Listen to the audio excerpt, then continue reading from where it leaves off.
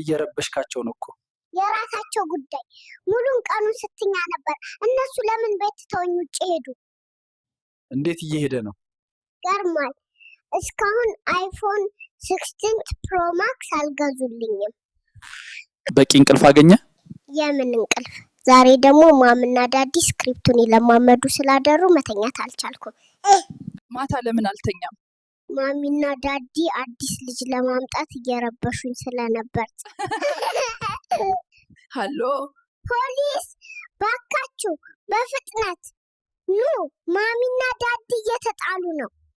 ቅርምልክ ውሃ የሚመስለው ነገር ሲተኩሱብኝ እኔን እንኳን ሳይጠይቁኝ ሰብአዊ መብቴን ጥሷል። በህግ መጠየቅ አለባቸው። 8 ወር ስትሆን ምን መስራት ትፈልጋለህ?